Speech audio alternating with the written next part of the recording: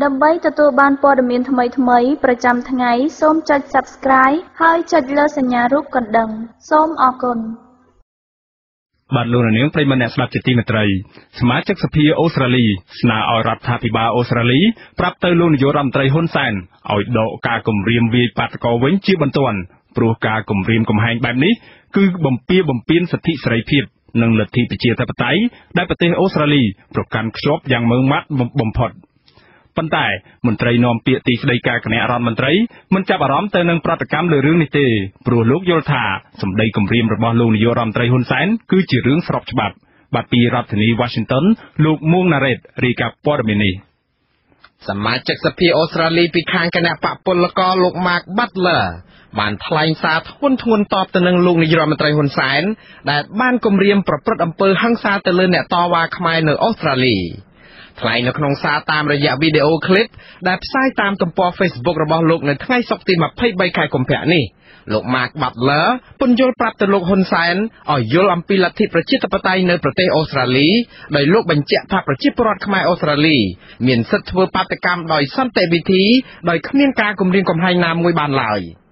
Over the last 24 hours, Hun Sen has threatened to beat up Australians who take part in protests. កាលពី24ម៉ោងមុននេះលោកហ៊ុនសែនបានថ្លែងគម្រាមវាយដំជនជាតិអូស្ត្រាលីណាក៏ដោយឲ្យតែហ៊ានចូលរួមបាតកម្មប្រឆាំងនឹងវត្តមានរបស់លោកនៅក្នុងកិច្ចប្រជុំកំពូលអាស៊ាននៅខែមីនា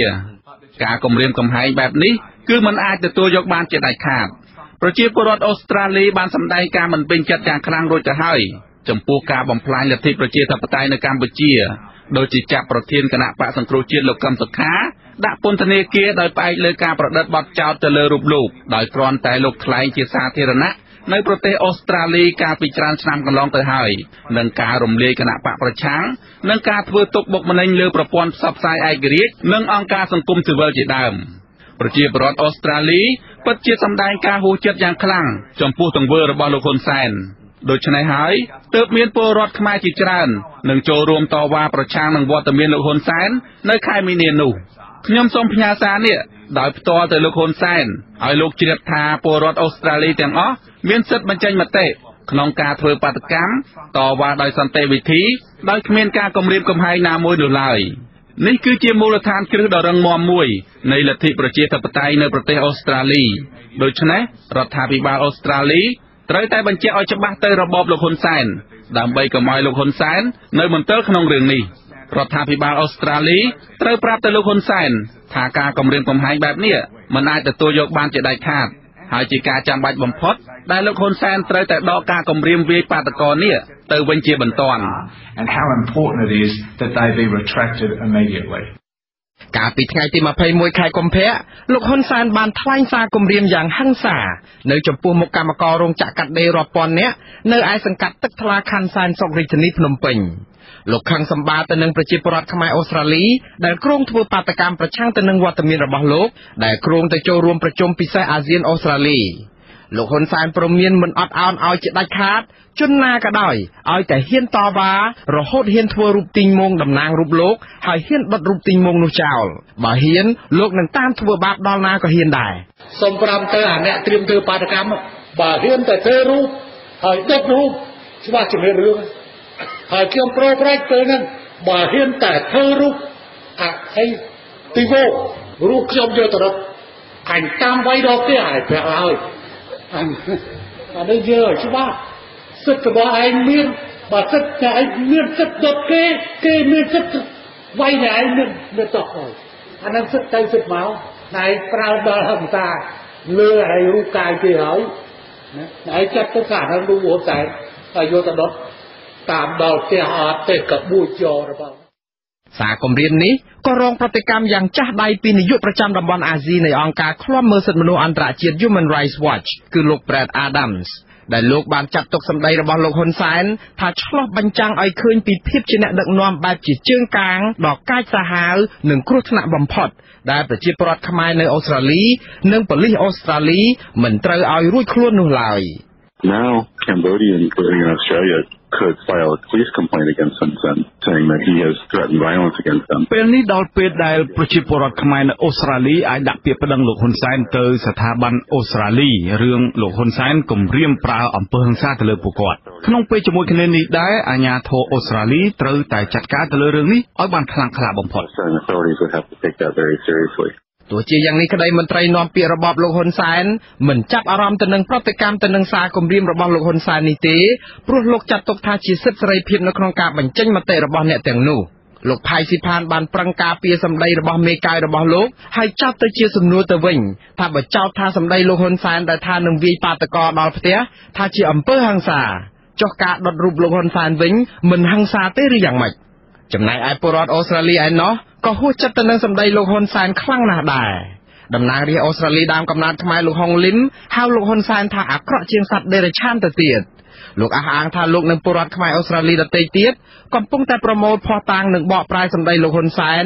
ដែលមានធាតុផ្សំនៃបទល្មើសឲ្យទៅជាភាសាអង់គ្លេសដើម្បីដាក់ពាក្យប្តឹងទៅប៉ូលីសអូស្ត្រាលីនិងប៉ូលីសអន្តរជាតិដើម្បីចាត់ការលោកហ៊ុនសែនទៅតាមផ្លូវច្បាប់ជាប្រយោជន៍ក្នុងការការពារសិទ្ធិសេរីភាពនិងសុវត្ថិភាពជូនប្រទេសនិងប្រជាពលរដ្ឋអូស្ត្រាលីទាំងមូលខ្ញុំបាទមួងណារ៉េតអាស៊ីសេរីរដ្ឋធានី Washington បាទលោកនាងប្រិយមិត្តអ្នកស្ដាប់ជាទីមេត្រីលោកនាងកំពុងស្ដាប់កម្មវិធីផ្សាយផ្ទាល់របស់វិទ្យុអាស៊ីសេរីពីរដ្ឋធានី Washington សហរដ្ឋអាមេរិក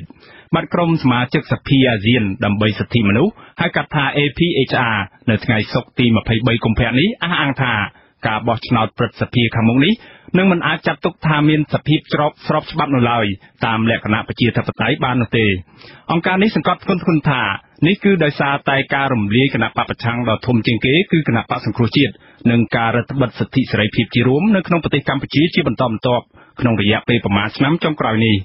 របបក្រុងភ្នំពេញនឹងរៀបចំឲ្យមាននៅការបោះឆ្នោតព្រឹទ្ធសភានៅថ្ងៃអាទិត្យទី25ខែកុម្ភៈនេះដោយគ្មានការចូលរួមពីសំណាក់គណៈបក្សសង្គ្រោះជាតិ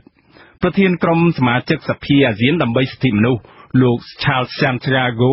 ថ្លែងនៅក្នុងសេចក្តីប្រកាសព័ត៌មានថាការបោះឆ្នោតព្រឹទ្ធសភានេះគឺជារឿងរ៉ាវដ៏គួរឲ្យអាម៉ាស់មួយបំផុតសម្រាប់ប្រទេសកម្ពុជា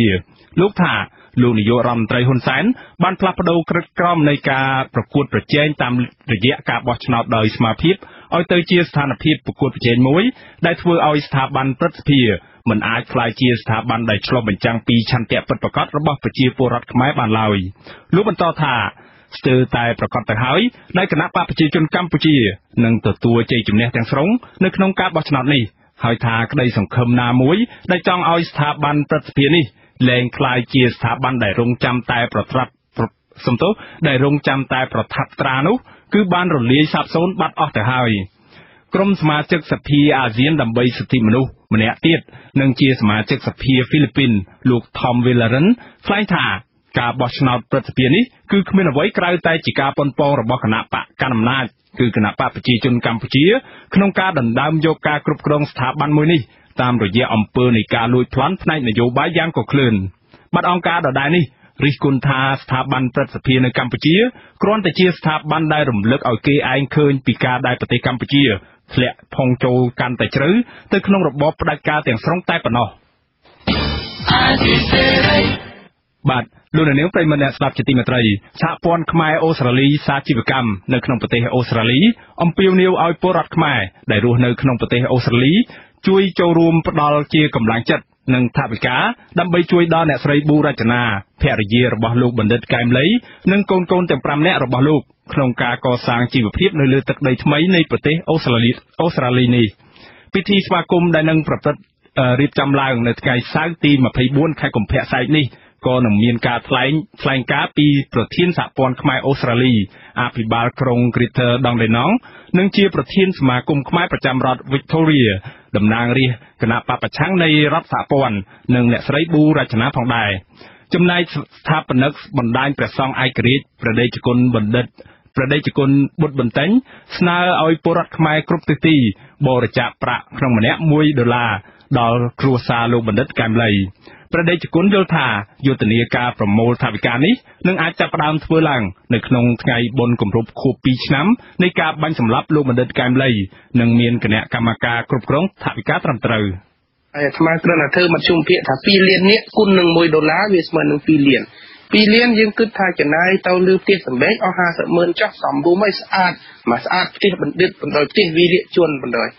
បន្ទាប់មកទៀតយើងសល់ $50,000 ជាកិច្ចការយុត្តិធម៌យើងអាចតតាំងក្តីនៅអន្តរជាតិក្តីយើងអាចធ្វើកិច្ចការផ្លូវច្បាប់នៅក្នុងស្រុកក្តីមកសល់ប្រាក់1លានទៀត1លានគឺយើងយកទៅប្រើក្នុងបំណងអភិវឌ្ឍស្អីមួយឲ្យមានមរតកតែម្លេងចឹងបាទខួបនៃការបាញ់សម្លាប់លោកបណ្ឌិតកែមលីត្រូវនៅថ្ងៃទី 10 ខែកុម្ភៈឆ្នាំ 2018 នេះក៏ប៉ុន្តែការបរិច្ឆេទនៃការប្រារព្ធពិធីបុណ្យខួបនេះនិងការប្រកាសបង្កើតយុទ្ធនាការ$1នោះនៅមិនទាន់កំណត់ថ្ងៃឲ្យបានច្បាស់លាស់នៅឡើយទេបាទលោកនាងប្រិយមិត្តអ្នកស្ដាប់ជាទីមេត្រីលោកនាងទើបបានស្ដាប់ព័ត៌មានប្រចាំថ្ងៃរបស់វិទ្យុអាស៊ីសេរីដែលរៀបចំជូនដោយខ្ញុំបាទមានរិទ្ធពីរដ្ឋធានី Washington សហរដ្ឋអាមេរិកបាទសូមអញ្ជើញលោកនាងរងចាំស្ដាប់នាទីវេទិកាអ្នកស្ដាប់អាស៊ីសេរីនាពេលបន្តិចទៀតនេះ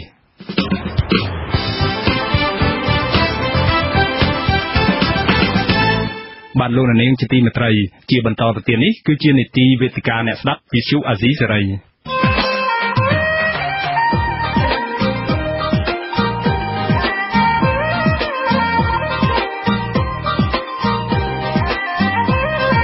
វេទិកាអ្នកស្ដាប់វិទ្យុអាស៊ីសេរី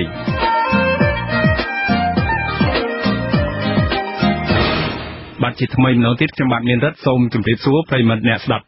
វិទ្យុអាស៊ីសេរីទាំងអស់ជាទីមេត្រីបាទដោយដែលលោកអ្នកនាងបានជ្រាបតាមរយៈការផ្សាយរបស់យើងនៅលើទំព័រ Facebook របស់អាស៊ីសេរីរួចហើយវេទិកាវិទ្យុអាស៊ីសេរីនារាត្រីនេះយើងនឹងពិភាក្សាអំពីផលប៉ះពាល់អវិជ្ជមាននៃវិនិយោគទុនចិននៅក្នុងប្រទេសកម្ពុជាបាទវិបត្តិនយោបាយនិងការរំលាយប្រជាធិបតេយ្យនៅកម្ពុជាបានរុញច្រានរបបលោកហ៊ុនសែនឲ្យងាកទៅពឹងផ្អែកប្រទេសចិនកាន់តែខ្លាំងឡើងទាំងផ្នែកសេដ្ឋកិច្ចនិងនយោបាយច្រើនជាងពេលណាទាំងអស់ប្រទេសចិនបានឆ្លៀតឆក់យកឱកាសនេះធ្វើការបណ្ដាក់ទុនវិនិយោគនិងពង្រីកឥទ្ធិពលរបស់ខ្លួនស្ទើរតែគ្រប់វិស័យនៅក្នុងប្រទេសកម្ពុជាដែលជាស្នូលនៃតំបន់យុទ្ធសាស្ត្រឥណ្ឌូចិនបាទក្រុមអ្នកជំនាញផ្នែកនយោបាយការបរទេសមួយចំនួនបានព្រមានថាប្រទេសមហាអំណាចចិនមួយនេះអាចនឹងឆ្លៀតឱកាសនេះជំរុញឲ្យមានការសាងសង់នៅមូលដ្ឋានយោធានៅក្នុងទឹកដីនៃប្រទេសកម្ពុជាដើម្បីការពារអត្ថប្រយោជន៍យុទ្ធសាស្ត្រនយោបាយពាណិជ្ជកម្មនិងយោធារបស់ខ្លួននៅក្នុងតំបន់ស្របពេលដែលឥទ្ធិពលរបស់សហរដ្ឋអាមេរិកកំពុងតែថមថយបាទប្រធានបទសំខាន់ដែលយើងនឹងផ្ដោតយកមកពិភាក្សានារាត្រីនេះគឺថាតើការហូរចូលដ៏ច្រើនសន្ធឹកសន្ធាប់នៃការវិនិយោគរបស់មហាអំណាចចិនអាចនឹងបង្កឲ្យមានផលប៉ះពាល់ជាវិជ្ជមានដល់អធិបតេយ្យរបស់ប្រទេសកម្ពុជាដែរឬក៏យ៉ាងណានោះបាទដោយដែលលោកនាងបានជ្រាបហើយថាលោកបណ្ឌិតមាសនេះអ្នកវិភាគនយោបាយនិងលោកបណ្ឌិតឈៀងវណ្ណរិទ្ធនាយករងនៃវិទ្យាស្ថានកម្ពុជាដើម្បីការសិក្សាយុទ្ធសាស្ត្រនិងជាអ្នកស្រាវជ្រាវប្រចាំវិទ្យាស្ថានសិក្សាអំពីតំបន់អាស៊ីអាគ្នេយ៍របស់សង្ហបុរីនឹងធ្វើជាវាគ្មិនកិត្តិយសនៅក្នុងនេតិវេទិកាអ្នកស្ដាប់អាស៊ីសេរីរបស់យើងនារាត្រីនេះបាទដើម្បីកុំឲ្យខាតពេលវេលាយូរខ្ញុំបាទសូមជម្រាបសួរដល់លោកបណ្ឌិតទាំងពីរបាទសូមជម្រាបសួរបាទលោកបណ្ឌិតមាសនេះនិងលោកបណ្ឌិតឈៀងវណ្ណរិទ្ធដោយដែលយើងបានដឹងហើយថាមានការលើកឡើងពីកង្វល់ជាច្រើនជាហូរហែជាពិសេសតាមរយៈប្រព័ន្ធផ្សព្វផ្សាយទាំងជាតិនិងអន្តរជាតិនិងប្រជាពលរដ្ឋនៅក្នុងមូលដ្ឋានជាពិសេសនៅខេត្តសៀមរាបនៅខេត្តកំពង់សោមតែម្ដងបាទដែលមានការបារម្ភអំពីការហូរចូលដ៏ច្រើនសន្ធឹកសន្ធាប់នៃវិនិយោគរបស់ជនជាតិចិនមកក្នុងប្រទេសកម្ពុជាក្នុងមួយរយៈពេលចុងក្រោយនេះជារួមខ្ញុំចង់បានទស្សនៈពីលោកតើលោកយល់ឃើញយ៉ាងដូចម្តេចដែរតាមការសង្កេតរបស់លោកនៃការមកលើការវិនិយោគនៃជនជាតិចិននៅក្នុងប្រទេសកម្ពុជានេះបាទសូមអញ្ជើញលោកបណ្ឌិតមាសនេះមានប្រសាសន៍ជាដំបូងបាទសូមជម្រាបសួរបាទបើយើងមកមើលទស្សនវិជ្ជានយោបាយមកដល់ពេលបច្ចុប្បន្ននេះរាល់ការវិភាគទៅលើការវិនិយោគទុនចិនឬឥទ្ធិពលរបស់ចិននៅក្នុងប្រទេសខ្មែរនេះវាអាចនឹងคล้ายទៅជាចំណុចរសើបមួយទៀតដែលនាំទៅដល់ឈានទៅដល់ប៉ះពាល់ទៅដល់ច្បាប់មួយរបស់រដ្ឋាភិបាលដែលទៅបង្កើនឡើងណាបាទអញ្ចឹងអ្វីដែលខ្ញុំអាចនិយាយបាននៅពេលនេះខ្ញុំនិយាយស្ដីដែលខ្ញុំអាចនិយាយបានក៏ប៉ុន្តែ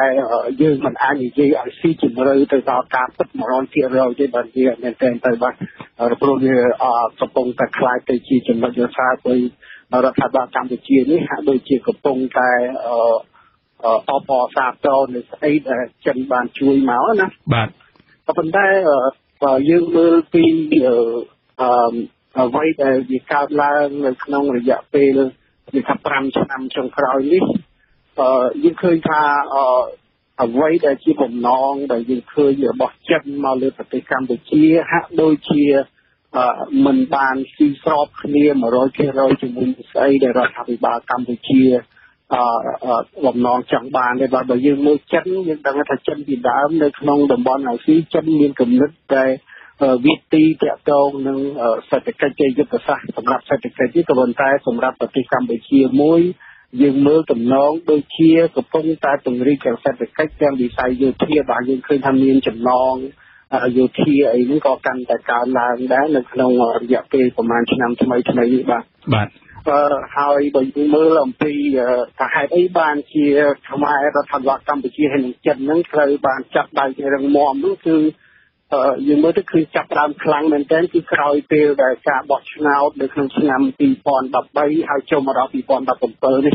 បាទគឺសំខាន់គឺនៅពេលដែលកម្លាំងគណៈបកប្រឆាំងនឹងកាន់តែស្រួយស្រាវហើយរហូតដល់មានការប្រឆាំងជ័យគឺពេលនោះយើងឃើញថាគណៈបកកាន់អំណាចទំនងដូចជាមើលទៅឃើញមានការព្រួយបារម្ភច្រើនទៅលើអនាគតនៃការកាន់អំណាចរបស់ខ្លួននោះបានអញ្ចឹងបានជានៅពេលនោះយើងឃើញមាន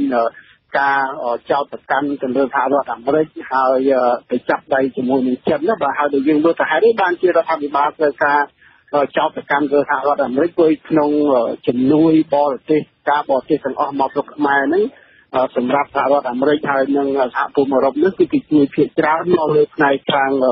ប្រជាធិបតេយ្យហើយនិងសិទ្ធិមនុស្សបាទហើយផ្នែកច្បាប់បាទអញ្ចឹងការជំនួយដល់ផ្នែកនេះគឺធ្វើឲ្យមនុស្សនេះមានការយល់ដឹងច្រើនហើយការពង្រឹងអំណាចពលរដ្ឋហ្នឹងក៏មានកាន់តែច្រើនឡើងអញ្ចឹងបានជាវាមានការកើនឡើងនៅការយល់ដឹងរបស់មនុស្សហើយមានការរិះគន់ទៅលើគណៈបកកាន់អំណាចនេះជារឿងមួយប៉ុន្តែក៏ក្នុងនេះវាមានផលល្អមួយដែរដោយសារតែយើងមើលពីឥទ្ធិពលនៃជំនួយរបស់ចិនទាំងជំនួយរាប់ពាន់លានដុល្លារមកដល់ពេលនេះជាប្រាក់កម្ចីផងហើយបើសិនជាយើងមើលជំនួយដែលសម្រាប់មកជាជំនួយឥតចំណងក៏មិនតិចជាងពី3000ទៅ4000លានដុល្លារដែរមកដល់ពេលនេះហើយបើយើងមើលផ្នែកខាងវិស័យវិនិយោគទុននោះរហូតដល់វារហូតដល់រាប់យើងហៅថារាប់ពាន់ឬក៏ដល់ទៅ10000ដុល្លារហើយបាទមកដល់ពេលឥឡូវនេះបាទលោកមនិតដោយការថ្មីនេះទៀតបាទយើងនឹងមកយើងគិតថាបើព្រីបាទយើងនឹងពិភាក្សាលម្អិតទៅលើព័ត៌មាននេះបន្ថែមទៀតប៉ុន្តែឥឡូវនេះខ្ញុំចង់ងាកទៅលោកឈៀងវណ្ណរិទ្ធវិញម្ដងដោយសារតែលោកធ្លាប់បានធ្វើការសិក្សាស្រាវជ្រាវនិងសិក្សាយ៉ាងច្រើនអំពីបញ្ហានៃវិនិយោគទុនចិននៅកម្ពុជានេះហើយលោកបានបោះពុម្ពផ្សាយជាឯកសារយ៉ាងច្រើននៅលើប្រព័ន្ធអ៊ីនធឺណិតបាទខ្ញុំចង់បានការយល់ឃើញរបស់លោកតើលោកសង្កេតឃើញយ៉ាងដូចម្តេចដែរជុំវិញវិនិយោគទុនចិននៅកម្ពុជានេះបាទមុនដំបូងខ្ញុំសូមធ្វើការបកស្រាយបន្តិចទាក់ទងទៅនឹងឥទ្ធិពលរបស់ចិននៅក្នុងតំបន់អាស៊ីអាគ្នេយ៍យើងនេះគឺមានការកើនឡើងគួរឲ្យកត់សម្គាល់ក្នុងរយៈពេលប្រហែលឆ្នាំកន្លងមកនេះដោយសារតែការធ្លាក់ចុះនៃឥទ្ធិពលរបស់សហរដ្ឋអាមេរិកនៅក្នុងតំបន់បាទជាក្នុងបរិយាកាសនៃលោកដូណាល់ត្រាំហ្នឹងគឺទូនាទីរបស់អាមេរិកគឺធ្លាក់ចុះទាំងទីវាបង្កើតនៅហៅថាឱកាសសម្រាប់ចិននឹងដើម្បីជំរុញនៅឥទ្ធិពលរបស់ខ្លួននៅក្នុងតំបន់នេះហើយបើយើងមើលទៅកម្ពុជាហៅថាលបឿននៃការវិនិយោគនឹងមានការលឿនគួរពីការស្មានក្នុងរយៈពេល2-3ឆ្នាំកន្លងមកនេះទាំងទីដោយលបឿននឹងនៃការវិនិយោគនឹងវាលឿនការគ្រប់គ្រងវាមានចន្លោះប្រហោងច្រើនហើយយើងឃើញថាថ្មីនេះក៏មានបញ្ហាថតនៅខេត្តក្រុងបរសែននោះនឹងជាដើមនោះគឺជាចន្លោះមហោមួយនៅក្នុងការគ្រប់គ្រងនៃស្ថានភាពនៃលំហូរចូលដូចជាបាក់ទំនុកតម្រងនៃជនជាតិចិនក៏ដូចជាអ្នកវិនិយោគចិនក៏ប៉ុន្តែនោះមិនមែនជាគោលនយោបាយរបស់រដ្ឋាភិបាលចិនក្នុងការបង្កើតនៅបញ្ហាធ្វើឲ្យប្រជាជននឹងប៉ះពាល់ដល់ប្រជាជនទេបាទព្រោះថាក្រុមភាគច្រើនហ្នឹងគឺជាក្រុមហ៊ុនតូចហើយជាក្រុមហ៊ុនឯកជនតូចហ្នឹងអត់មានគេថាម៉ាកវិហោច្បាស់លាស់ទេចឹងទេវាពិបាកនៅការគ្រប់គ្រងនឹងដែរទាក់ទងទៅនឹងផលប៉ះពាល់ទៅដល់បញ្ហាប្រជាជននៅក្នុងតំបន់ហ្នឹង បាទដោយខ្លីតើលោកអាចពន្យល់ថាតើការវិនិយោគទុនរបស់ជនជាតិចិនដែលហូរចូលយ៉ាងគំហុកមកនេះជាបណ្ដាសាឬក៏ជាការជូនពរមួយដល់ប្រទេសកម្ពុជាវាមានបញ្ហាមួយចំនួនដែលអាចនឹងប៉ះពាល់ទៅដល់ថាបញ្ហាការកម្មករពលគោរពសិទ្ធិកម្មករនឹងជាដើមក៏ប៉ុន្តែក៏មានឱកាសច្រើនចំពោះកម្ពុជាយើងប្រសិនបើយើងអាចអនុវត្តច្បាប់វិនិយោគទុនអនុវត្តច្បាប់នៃក្រុមហ៊ុននឹងឲ្យបានល្អផលប៉ះពាល់វិជ្ជមានអាចនឹងកើនឡើងបានច្រើនអានឹងវាអាស្រ័យទៅលើប្រទេសដែលជាម្ចាស់ផ្ទះក្នុងការទទួលយកនៅវិនិយោគទុនបរទេសពីព្រោះវិនិយោគទុនចិននឹងនៅប្រទេសណាក៏មានដែរហើយនៅក្នុងប្រទេសសិង្ហបុរីនឹងក៏មានច្រើនដែរក៏ប៉ុន្តែដោយសារតែច្បាប់នៅក្នុងសិង្ហបុរីនឹងគេមានការគោរពល្អដូច្នេះផលប៉ះពាល់អវិជ្ជមាននឹងគឺមានតិចតួចមែនទេចឹងទេវាអាស្រ័យទៅលើច្បាប់នៃប្រទេសមួយនិងការអនុវត្តច្បាប់ហ្នឹងបាទកន្លងមកដោយដែលយើងបានដឹងហើយថាក្រមអ្នកវិភាគគោលនយោបាយការបរទេសមួយចំនួនជាពិសេសលោកបណ្ឌិតអៀសផលដែលជាសាស្ត្រាចារ្យខាងផ្នែកទំនាក់ទំនងការទូតលោកបានព្រមានថាវិនិយោគទុនការហូរចូលវិនិយោគទុនរបស់ប្រទេសចិនយ៉ាងច្រើនសន្ធឹកសន្ធាប់និងជាពិសេសបំណុលដែលកម្ពុជាយើងជំពាក់ចិនដល់ទៅរាប់ពាន់លានដុល្លារគិតមកដល់ត្រឹមថ្ងៃនេះគឺដល់ទៅជិត 4000 លានដុល្លារអាមេរិកហើយដែលជាបំណុលដែលរដ្ឋជំពាក់ហើយយើងមិនទាន់គិតពីបំណុលដែលវិស័យស្ថាប័នឯកជនជំពាក់ចិននៅឡើយទេដែលអាចឈានដល់រាប់ពាន់ដុល្លារបន្ថែមទៀតតើការព្រមានថាដែលការនេះអាចធ្វើឲ្យប្រទេសកម្ពុជាផុងចូលទៅក្នុងអន្ទាក់វ៉ាន់ករបស់ចិនទាំងផ្នែកនយោបាយទាំងផ្នែកសេដ្ឋកិច្ចទីបំផុតទៅធ្វើឲ្យកម្ពុជាឈានទៅដល់ដំណាក់កាលមួយដែលចិនអាចបោះជាបង្កើតជាមូលដ្ឋានទ័ពយោធានៅក្នុងស្រុកខ្មែរយើងបើទោះបីជាគេមិនហៅថាជាមូលដ្ឋានយោធាក៏ដោយបាទតើលោកយល់ស្របទៅនឹងទស្សនៈនៃការលើកឡើងរបស់ក្រមអ្នកវិភាគគោលនយោបាយការបរទេសនេះដែរឬទេបាទខ្ញុំសូមសំណួរនេះសូមអញ្ជើញលោកឈៀងវណ្ណរិទ្ធមុនបាទមានការព្រួយបារម្ភយ៉ាងក៏ប៉ុន្តែបើតាមការយល់ឃើញរបស់ខ្ញុំកម្ពុជាមិនអនុញ្ញាតឲ្យប្រទេសណាមួយបង្កើតនៅហៅថាទីតាំងកងទ័ព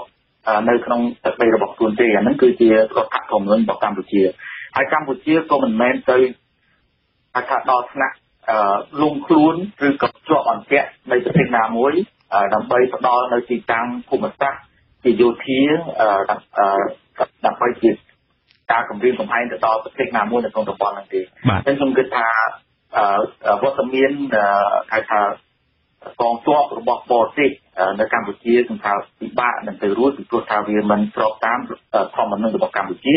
ហើយវាប៉ះពាល់ទៅដល់ថាអភិក្រិតភាពនៃនយោបាយការបរទេសខ្ញុំគិតថា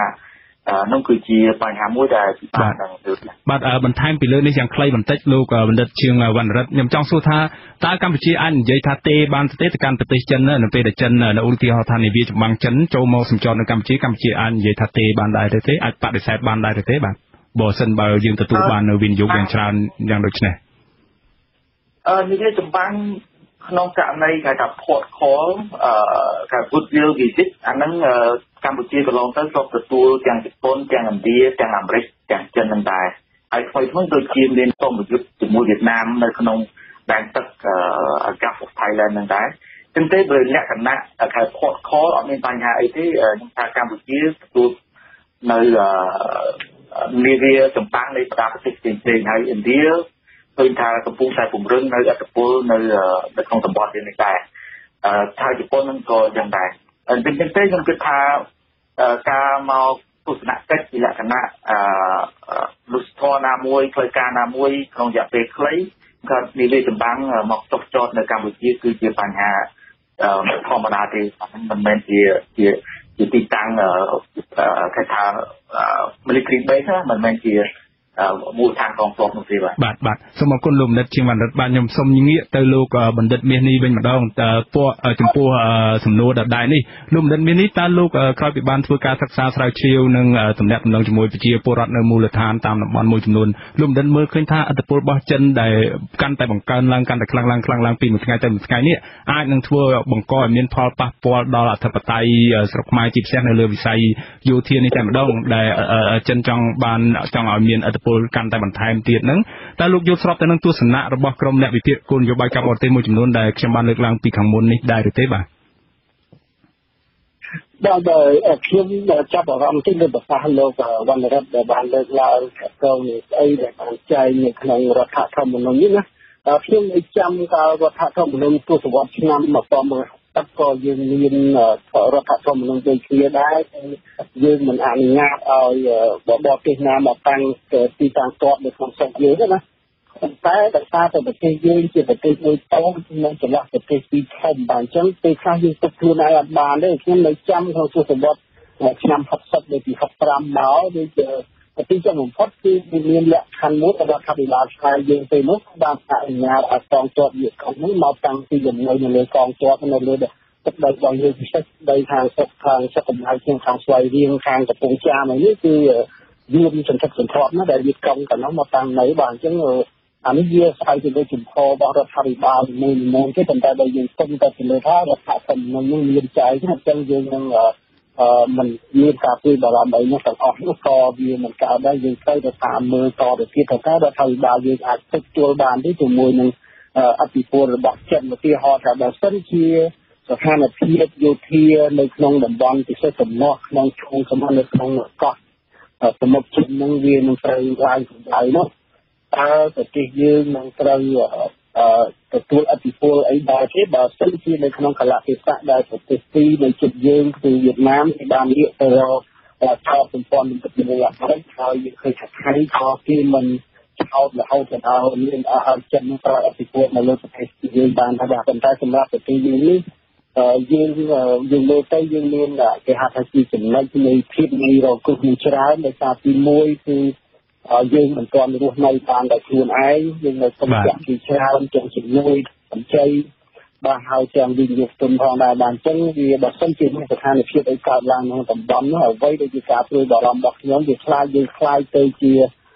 chỉnh này cái hạt chỉnh làm phang săn tới môi để thực hiện cái chuyện đây thì dương cái chia phải kia cả chủ sở hữu nằm chất thật học tập chất sắp đại bàn bạnคนลูกมันดัดจรานะจมพูกายกเคยนี่มาลูกมันดัดโดยเดี๋ยวยังบ้านดังให้ทาเจนกรุงนึงบรรดาต้นหรือก็บ้านบรรดาต้นรวยมาให้นึกอย่างจราสันทึกทบโดยการสร้างซองกับปงภายในเขตกกงจีปีเซนุบาคือกรงกับปงภายในเขตกกงนั้นคือจีกับปงภายตึกเชยมุ้ยได้อนุญาตเอาในวิจบังจันอาโจลมกสัมจอดบ้านยังจองบ้านประชาชนบ้านลูกมันดัดเลยปัญหานี่ถ้าตาdương thọ ban đằng háiปัญหาใดกับองค์การเมียนลาวในเรืออันตรายนี้จีบเสในเมเรียนในขนมประเทศไสลังกาตัวแต่งน้องแต่สาประเทศนั่งจำแปะบ่มนอวันก็ประเทศจันคลังเปเตอร์จีรัฐพอลบ้านบรรดาเราประเทศนี้สำหรับจะลุเพียงในขนมกำปงพายบอกล้วนเอาแต่ประเทศจันกรุบกรองให้การสลายเชี่ยวที่บ้านเราเคยทาจันวินยกต้นระบจันนั่งบ้านปลายคลายปีวินยกต้นจีวินยกต้นจีแหลกหนาวินยกต้นระบบบอลเต้นในขนมประเทศไสลังกานั่งเตยจีการกรุบกรองระบบจันแต่เลือประเทศไสลังกาเป็นโดยซาแต่การลุกำปงพายนี้พิหนในการกรุบกรองเอาเตยประเทศจันบัตตาลุมันโยธาการในนี้อาจนั่งการเมืองในกัมพูชีในไงขังมุกเตจีบแทรกจมพูกำปงพายกกงน้องบัตสำหรับกลุ่มภายในก็ต้องได้ชีประมาณสมบูรณ์นำมุ่งขยมบานตัวตัวพอเดินเรียนฉีดเลือดดำบงได้เรียนตำแหน่งตำนองเดี๋ยวเรียนกลุ่มภายตัดเชื่อได้เรียนฟังประมาณฉีดใบแต่บุญก่อนเรามาเป็นขนมสมมติกลุ่มภายนี้ตามได้ยังตั้งตำแหน่งที่ตะบงอันนี้ขนมตอนเคยเรียนภายตีกลางร้านตำแหน่งมีเขียนอาการด้วยนะพอได้กลุ่มภายตัดเชื่อนี่ดีจุดโตจีมวยรายได้ในการสร้างโรงเรียนใครประวิธีให้ขนมลูกขึ้นไว้ได้ยังตั้งนั้นการได้สร้างกลุ่มภายตะบงนู้นคือจันเรียนกลุ่มโรงของชอบทุกใหญ่นู้นจันที่กลุ่มภายตัดเชื่อให้การที่ต่างๆประเทศนั้นโดยจีไลมาตามปัญหาชุมชนกับวานพ่อให้ไลแต่จัดเลยล้างให้บางชิ้นแต่เราได้ยินแต่ชนไทยเตือนที่เห็นนี่คือเพียงใบดักจิจูนรายก็ยังหาดูยุต้นรายได้ในทางนั้นนะแต่ตัวพอเดี๋ยวนี้ได้โดยจีก่อนจะมีเจนมาปรางก็ให้ก็สนับสนุนด้วยโดยยังบ้านดังเป็นดังตาแต่มีเกียรติทมมือระบบเจนนั่นก็เกียรติอาการนอกเรือดีจีนมีบัตรเศรษฐกิจบอลในทองก็พอมีกับอาตัวนี้นะคอยมาเราทีนี้ยิ่งทับดีจีนตอนเรียนสัญญาไอ้ทัตตาตัวกรุงไทยตึกเชยนี่เรียนหนึ่งประวัติชีวิตตึกเราสำหรับ ទៅតាមណាទីទេក៏ប៉ុន្តែគាត់តែមានការយល់ឃើញខ្លះពីសាធារណជនថាបើសិនជាមានបញ្ហាទំនាស់នៅក្នុងសមុទ្រចិនតើកំពង់ផែទៅជ្រៅយើងនឹងអាចคล้ายទៅជាមូលដ្ឋានចិត្តរបស់ចិនដើម្បីជួយគ្រប់គ្រងនៅក្នុងជំនួសសមុទ្រចិនបានដល់យ៉ាងណានោះអានេះវាជាការជោគជ័យការប្រមាណលើទាំងអស់បាទយើងកំពុងយើងបាទអរគុណលោកបណ្ឌិតបាទសូមអរគុណលោកបណ្ឌិតច្រើនបាទខ្ញុំសូមងាកសំណួរដដែលនេះទៅលោកបណ្ឌិតឈៀងវណ្ណរិទ្ធវិញដងបាទតើលោកយល់ឃើញយ៉ាងដូចម្តេចដែរចំពោះករណីសិក្សានៅក្នុងប្រទេសស្រីលង្កានេះងាកមកករណីជាក់ស្ដែងនៅក្នុងប្រទេសកម្ពុជាវិញហើយបន្ទាប់ពីនេះទៅយើងនឹងអនុញ្ញាតឲ្យអ្នកស្ដាប់របស់យើងប្រិយមិត្តអ្នកស្ដាប់ចូលរួមដាក់ជាសំណួរជូនលោកបណ្ឌិតទាំងពីរបាទសូមអញ្ជើញលោកបណ្ឌិតឈៀងវណ្ណរិទ្ធបាទ 6718910បាទសូមអភ័យទោសប្រិយមិត្តអ្នកស្ដាប់ទាំងអស់ដោយសារថាទូរស័ព្ទខ្សែទូរស័ព្ទតាមដែលយើងបានតាក់ទងបានដាច់ទៅហើយបាទសូមឥឡូវនេះយើងសូមភ្ជាប់ទូរស័ព្ទផ្ទាល់ទៅលោកសូរិយាបុត្រអ្នកស្ដាប់វិទ្យុអាស៊ីសេរីពីខេត្តសៀមរាបបាទសូមអញ្ជើញលោកដាក់សំណួរដោយខ្លីនិងខ្លឹមទៅកាន់វាគ្មិនរបស់យើងតាមដែលលោកចង់បានបាទជាបឋមសូមអរគុណលោកវិទ្យាករអាស៊ីសេរីព្រមទាំងសូមជំរាបសួរលោកពូបណ្ឌិតទាំងពីររូបផងដែរបាទព្រមទាំងជំរាបសួរមិត្តអ្នកស្ដាប់អាស៊ីសេរីទាំងក្នុងប្រទេសនិងក្រៅប្រទេសខ្មែរយើងតើតើទៅនឹងការវិនិយោគរបស់ចិនមកលើទឹកដីប្រជាណាចក្រកម្ពុជាទឹកដីខ្មែររបស់យើងដែលយើងដឹងទាំងអស់គ្នាថាមកទល់ឆ្នាំ2018នេះគឺមានចិនហូរចូលជាច្រើននៅតំបន់ខេត្តកោះកុងហើយនិងខេត្តកំពង់សោមដូច្នោះតើតើទៅនឹងចំណុចនេះនៅក្នុងចំណុចសំណួរទី1ដោយយើងឃើញចិនវិនិយោគទាំងសេដ្ឋកិច្ចព្រមទាំងផ្ដល់ក្នុងការដែលទាំងសភាវុធវិស័យយោធាហើយពិសេសដូចជាលោកពីកោទីសេរីបានលើកថានៅកំពង់ផែនៃកោះកុងកំពង់សោមហ្នឹងគឺអាចចំណតនៅនាវាចម្បាំងរបស់ចិនផងដែរដូច្នោះតើតាក់ទងនៅក្នុងការដែលចូលមកនៅក្នុងវិស័យយោធានេះបើយើងលើកអំពីមាត្រាទី2នៃរដ្ឋធម្មនុញ្ញនៃប្រជាណាចក្រកម្ពុជាយើងដែលនិយាយអំពីបូរណភាពទឹកដីអញ្ចឹងសំណួរទី1សួរថាតើការលំហូរចូលនៃជនជាតិចិនក្តីឬក៏វិស័យយោធានេះក្តីតើអាចប៉ះពាល់ទៅនឹងមាត្រាទី2នៃរដ្ឋធម្មនុញ្ញប្រជាណាចក្រកម្ពុជាយើងដែរឬទេចំណុចមួយទៀតដែលយើងតែងតែលើថាចិនហើយរ៉ែហើយយួនហើយដីនេះហើយតកតងទៅនឹងវិស័យរ៉ែយើងឃើញចិនវិនិយោគទៅលើរ៉ែត្បូងរ៉ែមាសរបស់យើងនៅប្រទេសស្ទឹងត្រែងប្រាវិហារហើយយើងឃើញថាការជីកអស់រាប់តោនមាសហើយប៉ុន្តែខ្មែរនៅតែក្រភាគច្រើនដូច្នោះសំណួរទី2សួរថាយើងអាចពឹងពាក់ទៅលើនីតិវិធីដែលស្របតាមរដ្ឋធម្មនុញ្ញប្រជាណាចក្រកម្ពុជាយើងដោយប្រជាពលរដ្ឋខ្មែរមាននីតិវិធីអ្វីដើម្បីនឹងទប់ស្កាត់ទៅនឹងការដែលវិនិយោគដោយគ្មានតម្លាភាពទៅលើរ៉ែមាសរបស់ខ្មែរបាទសូមអរគុណលោកច្រើនបាទដោយសារពេលវេលាខ្លីបាទសូមអរគុណលោកច្រើនពេលវេលាខ្លីខ្ញុំសូមអរគុណបាទមានពីរចំណុចបាទសូមអរគុណបាទខ្ញុំសូមអញ្ជើញលោកបណ្ឌិតឈៀងវណ្ណរិទ្ធលោកយើងបានភ្ជាប់លោកមកវិញហើយបាទសូមតើលោកអាចឆ្លើយយ៉ាងដូចម្តេចដែរចំពោះសំណួរទាំងពីររបស់ប្រិយមិត្តអ្នកស្ដាប់របស់យើងនេះបាទខ្ញុំអត់បានផ្ដើមសំណួរទី1ក៏ប៉ុន្តែជាទូទៅនៅក្នុងការវិនិយោគក្តីក្នុងលំហូរនៃប្រជាជនជាតិចិនវិនិយោគមកកម្ពុជាវាមិនមែនជាការគម្រាមកំហែងដល់បូរណភាពទឹកដីអ្វីទេបាទពីព្រោះយើងត្រូវបែងចែកអញ្ចឹងមានន័យថាមិនខុសរដ្ឋធម្មនុញ្ញកម្ពុជាទេបាទបាទអញ្ចឹងក៏ប៉ុន្តែអត្ថប្រយោជន៍នយោបាយត្រូវតែមានពីព្រោះថាធម្មតាទេដែលយើងពឹងពាក់សេដ្ឋកិច្ចទៅលើប្រទេសណាមួយគេមានអត្ថប្រយោជន៍នយោបាយមកលើយើងហើយអានឹងជារឿងធម្មតាក៏ប៉ុន្តែតែតបូរណភាពទឹកដីអីហ្នឹងវាមិនប៉ះពាល់អីទេពីព្រោះចិននៅឆ្ងាយពីកម្ពុជាយើងខ្ញុំចង់ឆ្លើយទៅនឹងសំណួរខាងតាមតកតងទៅនឹងវត្តមាននៃដូចជា military base កងទ័ពចិននៅកម្ពុជាខ្ញុំនៅតែយល់ថាវាមិនអាចទៅរួចដោយសារតែកត្តាភូមិសាស្ត្រនយោបាយកម្ពុជានិងតំបន់ហ្នឹងវាខុសពីស្រីលង្កាយើងមានអង្គការតំបន់អាស៊ានមួយដែលជាអង្គការដែលមានសារៈសំខាន់នៅក្នុងការធានានូវស្ថិរភាពនិងសន្តិសុខនៅក្នុងតំបន់ហើយទី2គឺកត្តាវៀតណាមគឺមិនចង់ឲ្យឥទ្ធិពលចិនរីកខ្លាំងពេកនៅក្នុងតំបន់ជាពិសេសនៅកម្ពុជាចឹងទេ ខ្ញុំគិតថាវៀតណាមនឹងប្រើឥទ្ធិពលរបស់ខ្លួនដើម្បីទប់ស្កាត់នៅឥទ្ធិពលរបស់ចិននៅកម្ពុជាតាមផ្លូវដែលវៀតណាមអាចធ្វើបានអញ្ចឹងទេនៅក្នុងករណីហ្នឹងគឺកម្ពុជានៅក្នុងកណ្ដាលរវាងវៀតណាមនិងប្រទេសចិនដើម្បីឲ្យមានតុល្យភាពនៃប្រទេសទាំងពីរទេខ្ញុំគិតថាឥទ្ធិពលនៃប្រទេសទាំងពីរនៅកម្ពុជាកំពុងតែប្រគល់ប្រជែងគ្នាយ៉ាងខ្លាំងនៅពេលបច្ចុប្បន្នហើយអញ្ចឹងទេបាទខ្ញុំអាចទាញសន្និដ្ឋានថាកម្ពុជាមិនអាចអនុញ្ញាតឲ្យចិនកសាងនៅ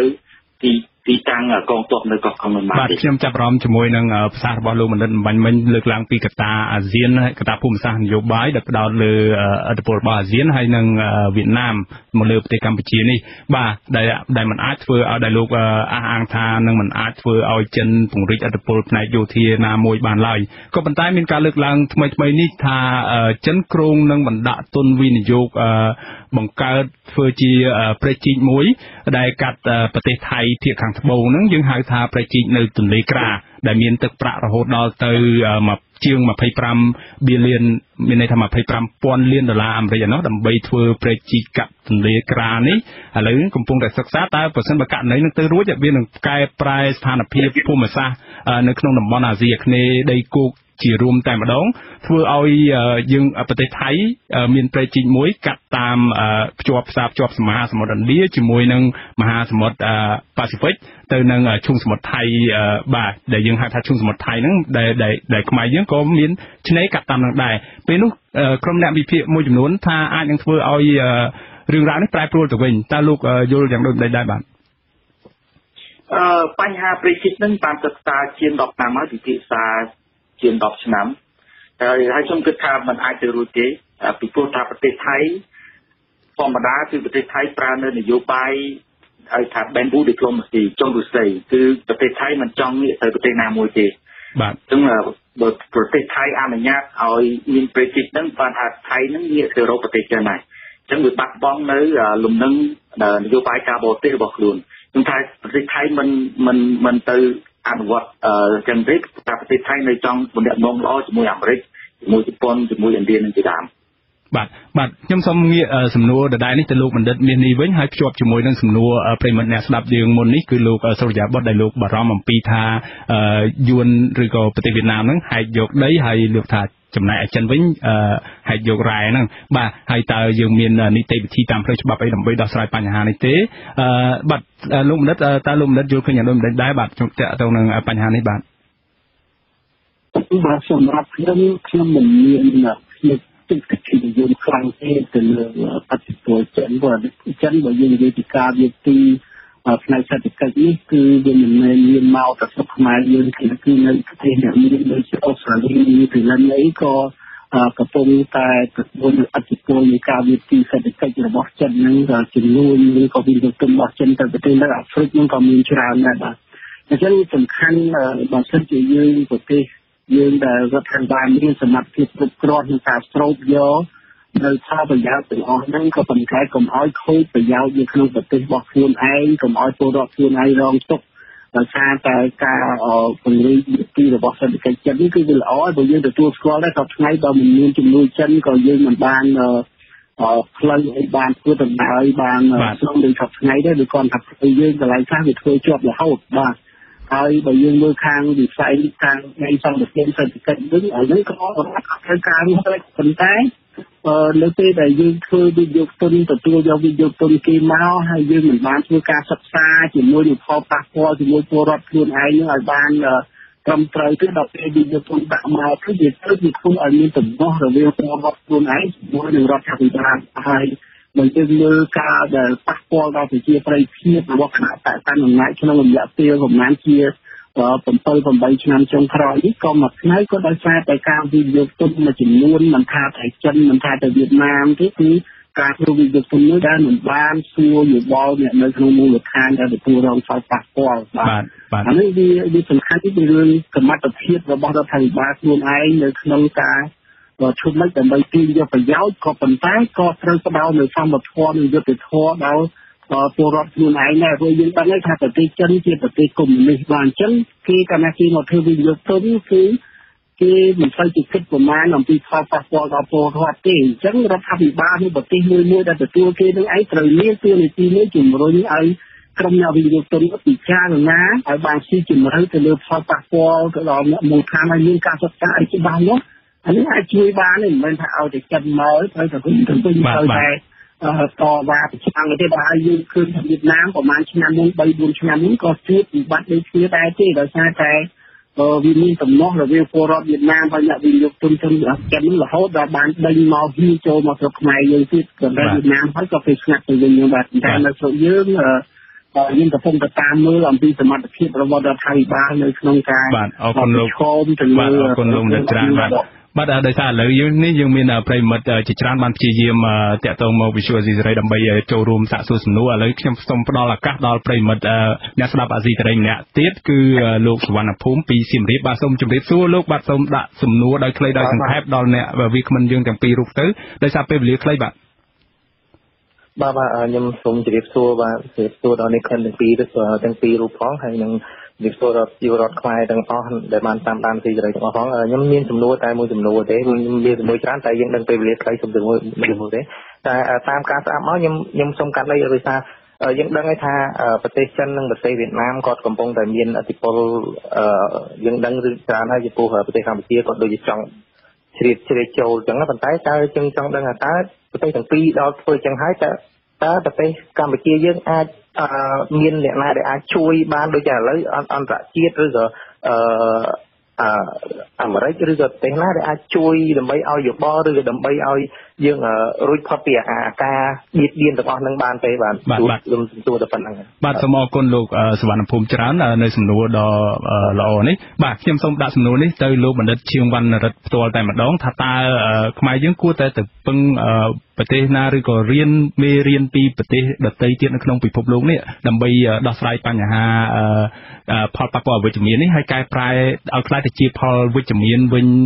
ទៅតែម្ដងទៅដើម្បីកុំឲ្យមានបញ្ហានាំឲ្យប្រជាពលរដ្ឋហ្នឹងគាត់មានលក្ខណៈគិតគូរជាអវិជ្ជមានឬក៏មានការមិនពេញចិត្តអីមិនពេញថ្លើមអីជាដើមបាទសូមលោកបណ្ឌិតឈៀងវណ្ណរិទ្ធបាទយើងមិនចាំបាច់ទៅពឹងអ្នកណាប្រទេសណាទេគឺពឹងពាក់លើខ្លួនឯងហើយសិក្សាអំពីប្រវត្តិសាស្ត្ររបស់ខ្លួនឲ្យបានច្បាស់លាស់ចឹងទេខ្ញុំគិតថានឹងគឺជាចំណុចខ្លាំងរបស់កម្ពុជាគឺយើងមានប្រវត្តិសាស្ត្រដ៏ច្រើនមេរៀនយុទ្ធសាស្ត្រហ្នឹងគឺរៀនពីមេរៀនយុទ្ធសាស្ត្រធ្វើយ៉ាងណាឲ្យមានតុល្យភាពនយោបាយអន្តរជាតិកុំខ្លាយខ្លួនទៅជាកូនអុកនៃបណ្ដាប្រទេសមហាអំណាចឬក៏បណ្ដាប្រទេសនៅក្នុងតំបន់ចឹងទេដើម្បីឲ្យមានតុល្យភាពបានយើងត្រូវបង្កើតមិត្តយុទ្ធសាស្ត្រទាំងមិត្តសេដ្ឋកិច្ចឲ្យបានច្រើនហើយយើងឃើញថាកន្លងទៅនេះកម្ពុជាក៏ខំប្រឹងដែរនិយាយចំទៅក្នុងការពង្រីកនៅអាចមិត្តភាពជាមួយនឹងបណ្ដាប្រទេសនៅក្នុងតំបន់ដូចជាជប៉ុនក្តីឥណ្ឌាថ្មីនេះគឺឥណ្ឌាក្តីដូច្នេះនឹងគឺជាទិសដៅវិជ្ជមានមួយដើម្បីបង្កលក្ខណៈឲ្យនយោបាយកម្ពុជានឹងមានភាពអភិក្រិតហើយទទួលបានផលប្រយោជន៍ទាំងសងខាងទាំងគ្រប់ទិសទីទាំងអស់បាទអរគុណលោកបណ្ឌិតច្រើនបាទខ្ញុំសូមងាកសំណួរដដែលនេះទៅលោកបណ្ឌិតមាននេះវិញម្ដងដោយសារកន្លងមកប្រវត្តិសាស្ត្រមិញលោកបណ្ឌិតឈៀងវណ្ណរិទ្ធបានលើកឡើងថាយើងមិនចាំបាច់ទៅណាឆ្ងាយទេសិក្សាតែពីប្រវត្តិសាស្ត្រខ្មែរយើងឲ្យបានច្បាស់ហើយធានាថាយើងមានតុល្យភាពនៅក្នុងការទំនាក់ទំនងជាមួយបរទេសទៅជាការគ្រប់គ្រាន់ហើយព្រោះកន្លងមកនៅក្នុងពេលអតីតកាលខ្មែរយើងបានរៀនមេរៀនជាច្រើនពីប្រវត្តិសាស្ត្រខ្មែរយើងគឺជាពិសេសខ្មែរយើងបានឆ្លោះគ្នាវាយតប់កាប់សម្លាប់គ្នាឯងដែលជាការធ្លាក់ចូលទៅក្នុងការបម្រើឲ្យផលប្រយោជន៍បរទេសទៅវិញហើយសម្រាប់ជាតិសាសន៍ខ្លួនឯងទៅវិញបាទតើលោកបណ្ឌិតផ្ទាល់លោកបណ្ឌិតមានទស្សនៈបែបយ៉ាងដូចម្តេចដែរដើម្បីធ្វើឲ្យខ្មែររួចផុតពីមេរៀនទាំងអស់នេះដ៏ជូរចត់ទាំងអស់នេះបាទតែពីព្រោះនៅក្នុងប្រវត្តិសាស្ត្រខ្មែរវាមានរឿងពីរទីមួយទាក់ទងទៅនឹងកំណត់ផ្ទៃក្នុងនៃរវាងខ្មែរនិងខ្មែរទីឯងដែលយើងឃើញថាវាកើតមានរហូតមកដល់សប្តាហ៍ថ្ងៃបាទហើយចំណុចទីក្នុងនេះវាបានធ្វើឲ្យយើងនេះក៏មានបញ្ហារឿងនយោបាយការបរទេសដែរបើហើយបើយើងមើលពីនយោបាយការបរទេសនៅប្រទេសយើងនេះគឺយើងទៅទីភាពជាមួយប្រទេសទីខាងយើងគឺហាក់ដូចជាមានភាពរត់ទៅលំនាំទៅស្រួលជាងយើងរីឯនយោបាយការបរទេសរបស់យើងទោះបីជានៅក្នុងរដ្ឋធម្មនុញ្ញបានប្រកាន់យកជាប្រទេសមួយដែលមានអភិក្រិតហើយយើងទំនាក់ទំនងជាមួយមហាអំណាចទាំងអស់ក៏ដោយប៉ុន្តែទីចុងបំផុតយើងនៅតែទទួលបរាជ័យគឺធ្លាក់ចូលទៅក្នុងកណ្ដាប់ដៃនៃមហាអំណាចតែមួយបោះអ្នកមួយចោលហើយយើងទៅចាប់យកមួយទៀតបាទយើងមើលប្រទេសជិតខាងទាំងថៃទាំង Việt Nam xong bây giờ Việt Nam hay mình chân là như cái thằng kia mình phải chơi thiên ấy có phần đây còn như mình đại khơi Việt Nam những cái chân trao hay cái chặt đầy vô America nếu có thể America trao thì do chợ như thế những cái thằng vô bài bằng cái khác đi chỉ mình bình thường đó thì đây của Tây Dương chỉ của sao chứ vô bài cả bỏ thì vào dương khác đi chỉ mình xây đi khi bên mom sao bỏ tăng thì chúng ta mà là hôm nào lại như dương tay tại luôn cây chuyện nhận đây từ tua rong người Apple thì mà hàng nhà thì bạn hãy ta rút từ lấy một tí rút từ cái một tí mình cho bao nhiêu ai để thôi ai để tiền như những cái căn đặc sao tới và thả bàn là bao nhiêu tàu chiết này khi đầu tiên cái phong đặc sao tới khi tập ti khi kháng thì khi tập ta những khi tập can ở chỉ tua sẽ được bọc thì bà đi khi khám với tập ngày đi ở dương ngon châu thì kia nếu phần thấp phần thấp phần tay dương ngon trên từ đi bàn phần tay bạn xem xong cắt lúcภาษาลูกมันบันทึกจากตรองกันไรนี่สมมติไปตัวลูกมันพ้องจะต้องหนึ่งการช่วยปะปอลไอกระเพียบจีนี่ลูกมันยุทธาปัจจุบันนักมายังกับปุ่งใบใบไอกระเพียบจีเต้ได้ซาแต่การประกันกุนอยู่ใบการบริเตมันบาลอดเงี้ยแต่อุติหะระบบลูกคนสายเงี้ยแต่จับจันแต่งสรงเนี่ยแต่อาจช่วยเอาขมายังกับปุ่งแต่ใบใบไอกระเพียบเต้ขนมได้หรือเต้มาดอลปีนี่บางทีเคยเนี่ยเป็นกับไงนี่ยังเคยทำยังตำรวจเป็นคลองบางยังนี่ดิจุดจะตอนเติมนั้นมันอยู่ใบขาบอดที่ทำยังบอมอ่างหลายตอนได้บางทีการดีสุขุเชียดอย่างนี้จะตอนไปจะมวยนึงปฏิวัติตัวได้เจ้าชาจำประเทศหรือต่อทางก็ทำเรื่องในกลางน้องหายดาวยืนเรียนการช่วยบ่อรำตีเรื่องปฏิวัติตัวยืนบอกทำเรื่องเจ้ายืนจับการทำเรื่องใครยืนเชียนแต่ยาวเจ็บนี้ก็ลำไปแต่ช่วยอย่างนั้นคือไม่เหลือซานเลยอ่อนไม้nhưประเทศที่อ่อนไม้เดี๋ยวบางทีนี้เอาในบ้านกรุงวงกับปัจจุบันนี้ให้เจ้าเดียมีแต่ตัวที่เจ้าผู้ตุ่มว่าเป็นขนมไทยนี่ก็เหมือนมีไอ้จุ่มไล่ในขนมผมว่าเป็นสายยืนอยู่ได้แต่ทางนี้จุ่มวงขมายยืนก็มีจนมีแต่ที่เอาคนลมดัดบาทที่ก็ในการที่บ้านที่จังหวัดยืนจะหนักขานบอกเป็นบาทจุ่มพวกของวอลนี่คือชื่อของวอลได้ยังดอกไซมันเจนรวบโรยตัวสวัสดิ์หมกให้การล้างขนมขมายปฏิขมายยืงจินจิการคือขมายยืงแต่จงอลได้ดักเนตวินจมอกทาคางนี้แต่การเชิงกรมนู่หรือกับกรมปฏิมวยจิตเปิงไปเนตวินจมอกแต่ดอจิเลตพายืงใบบับปฏิขนมยืงบ่มราเอาคนอยู่ใบมหาจิตาบอบอดเตวินลูกบนดัดเชียงวันจำจองสู้ลูกบนดัดตรองจำนวนนิสตาเฟื่ออย่างโดยไม่ได้ดำใบตัวบ้านคนอยู่ใบกาบอดเตมวยได้มีนตระยะเพียบอำนาจระเวียงกรุ๊ปเพียกีต่างอ้อให้ได้มันบังกอเอามีนกับใบใบกับเพียบเชียดโดยปัจจุบันนี้ปลูกยังคืนทารบอบลูกคนบ้านตะเปิงจำกันหลายครั้งเพื่อได้ลูกบ้านหนุ่มเลี้ยกันป้าสังครูเชียร์รวยหายนี่การลูกโยธานี่จีกาใบใบไอกระเพียบเตยขนมคลังคลาได้หรือเต้มาตัวปีนี้ต้องคิดថាតាមការគួរឲ្យបារម្ភខាងការបច្ចុប្បន្នទាក់ទងនឹងទាំងនយោបាយក្នុងស្រុកហើយនិងនយោបាយការបរទេសពីព្រោះថាយើងពុំមានឯកភាពជាតិនៅឡើយទេបច្ចុប្បន្ននេះហើយបែកបាក់សង្គម